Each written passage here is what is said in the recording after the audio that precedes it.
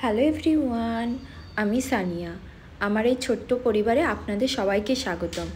আশা করি আপনারা সবাই ভালো আছে, আর আমরা খুব একটা ভালো নেই। কিছুদিন যাবত আমার ছেলের খুব শরীর খারাপ, ওর ঠান্ডা লেগেছে, এমন কাশি হচ্ছে ও রাতে ঘুমাতেই পারছে না। আর ও না ঘুমাতে পারলে আমাদেরও ঘুম নাই। আর আজকে সকালে উঠে দেখছি ওয়েদারটা খুব একটা ভালো না, আজকে আকাশে রোদ নাই একদম। আর আমার ছেলে যা পাবে সব কিছুই মুখে দেয়, আর বিশেষ করে আমার ব্যবহারের প্রোডাক্টগুলো ওর সব থেকে বেশি ভালো লাগে। যেগুলো আমি ব্যবহার করছি সেগুলোই ওকে নিতে হবে। 1 বছর আমার ছেলের বয়স হয়ে গেল, এই প্রথম ওকে আমরা নাড়া করে দিলাম, এর আগে একবারও ওকে আমরা নাড়া করে দিইনি।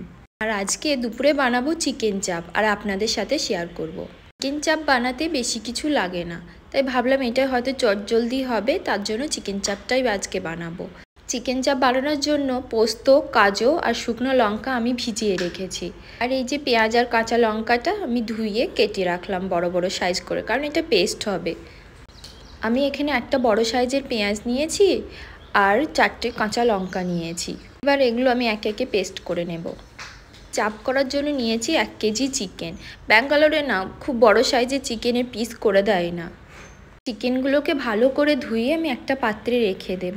এবার পেঁয়াজ আর কাঁচা লঙ্কা পেস্ট ওর মধ্যে দিয়ে দেবো, তারপরে কাজু পোস্ত ওইগুলো পেস্ট করে আমি ওর মধ্যে দিয়ে দেব। তারপরে এর মধ্যে অ্যাড করব আমি 2 চামচ মতো রসুন আর আদা পেস্ট। আর একে একে দিয়ে দেবো লবণ, জিরে গুঁড়ো আর কাশ্মীরি গুঁড়ো লঙ্কা। এখানে হলুদ লাগবে না। তারপরে এগুলো ভালোভাবে আমি মাখিয়ে নেব। মাখানোর পর 30 মিনিট মতো রেখে দিলেই হবে। তারপরে এইদিকে আমি একটু পাত্র নিয়েছি, এটা গরম হয়ে গেছে। এবার আমি সাদা তেল দিয়ে দেব। আপনারা চাইলেন সর্ষে তেলেও করতে পারেন এটাকে। 30 মিনিট হয়ে গেলে আমি চিকেনটা মাখিয়ে রেখেছিলাম সেটা এর মধ্যে একে একে সব দিয়ে দেবো।